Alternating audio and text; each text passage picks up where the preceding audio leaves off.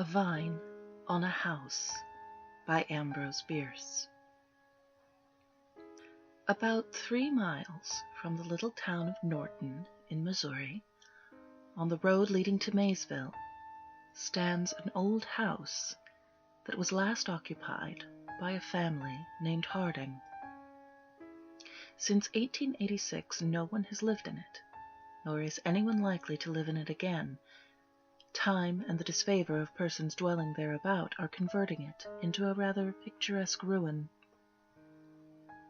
An observer unacquainted with its history would hardly put it into the category of haunted houses, yet in all the region round, such is its evil reputation. Its windows are without glass, its doorways without doors, and there are wide breaches in the shingle roof, and for lack of paint the weatherboarding is a dun grey. But these unfailing signs of the supernatural are partly concealed and greatly softened by the abundant foliage of a large vine overrunning the entire structure.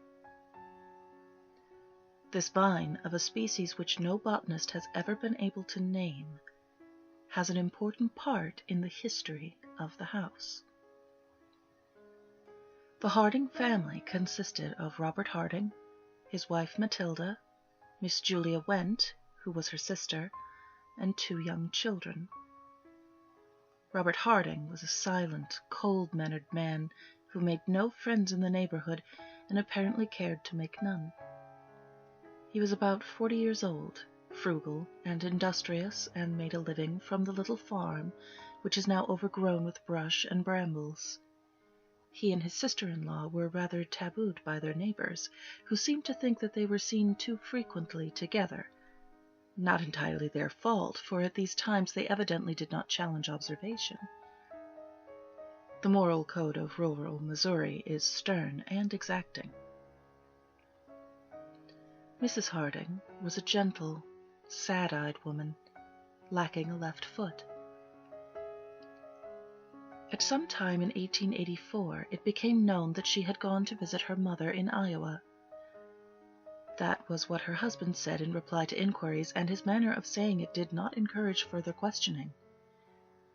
She never came back, and 2 years later, without selling his farm or anything that was his, or appointing an agent to look after his interests, or removing his household goods, Harding, with the rest of the family, left the country. Nobody knew whither he went. Nobody at that time cared. Naturally, whatever was movable about the place soon disappeared, and the deserted house became haunted in the manner of its kind. One summer evening, 4 or 5 years later, the Reverend J. Gruber of Norton and a Maysville attorney named Hyatt met on horseback in front of the Harding place. Having business matters to discuss, they hitched their animals and, going to the house, sat on the porch to talk. Some humorous reference to the somber reputation of the place was made and forgotten as soon as it was uttered, and they talked of their business affairs until it grew almost dark. The evening was oppressively warm, the air stagnant. Presently both men started from their seats in surprise. A long vine that covered half the front of the house and dangled its branches from the edge of the porch above them was visibly and audibly agitated, shaking violently in every stem and leaf. "We shall have a storm," Hyatt exclaimed. Gruber said nothing, but silently directed the others' attention to the foliage of adjacent trees, which showed no sign of movement. Even the delicate tips of the boughs, silhouetted against the clear sky, were motionless.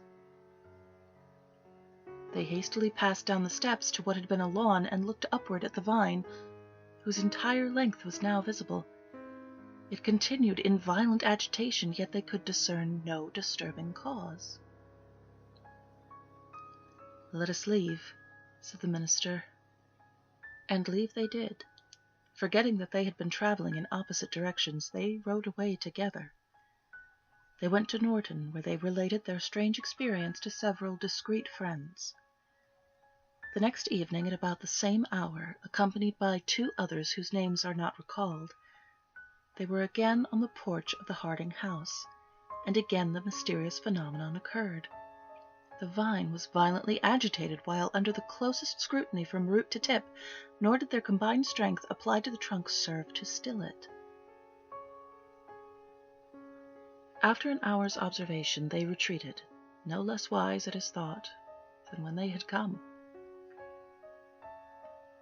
No great time was required for these singular facts to rouse the curiosity of the entire neighborhood.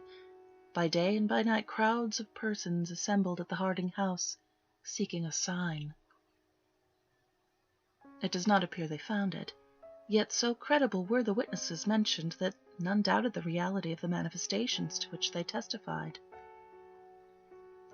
By either a happy inspiration or some destructive design, it was one day proposed, nobody appeared to know from whom the suggestion came, to dig up the vine. After a good deal of debate, this was done. Nothing was found but the root, yet nothing could have been more strange. For 5 or 6 feet from the trunk, which had at the surface of the ground a diameter of several inches, it ran downward, single and straight, into a loose, friable earth. Then it divided and subdivided into rootlets, fibers, and filaments most curiously interwoven. When carefully freed from soil, they showed a singular formation. In their ramifications and doublings back upon themselves, they made a compact network, having in size and shape an amazing resemblance to the human figure. Head, trunk, and limbs were there. Even the fingers and toes were distinctly defined, and many professed to see in the distribution and arrangement of the fibers, in the globular mass representing the head, a grotesque suggestion of a face. The figure was horizontal. The smaller roots had begun to unite at the breast. In point of resemblance to the human form, this image was imperfect. About 10 inches from one of the knees, the cilia forming that leg had abruptly doubled backward and inward upon their course of growth. The figure lacked the left foot. There was but one inference, the obvious one, but in the ensuing excitement as many courses of action were proposed as there were incapable counsellors. The matter was settled by the sheriff of the county, who, as the lawful custodian of the abandoned estate, ordered the root replaced, and the excavation filled with the earth that had been removed. Later inquiry brought only one fact of relevancy and significance. Mrs. Harding had never visited her relatives in Iowa, nor did they know that she was supposed to have done so. Of Robert Harding and the rest of his family, nothing is known. The house retains its evil reputation, but the replanted vine is as orderly and well-behaved a vegetable as a nervous person could wish to sit under of a pleasant night, when the katydids grate out their immemorial revelation, and the distant whippoorwill signifies his notion of what ought to be done about it.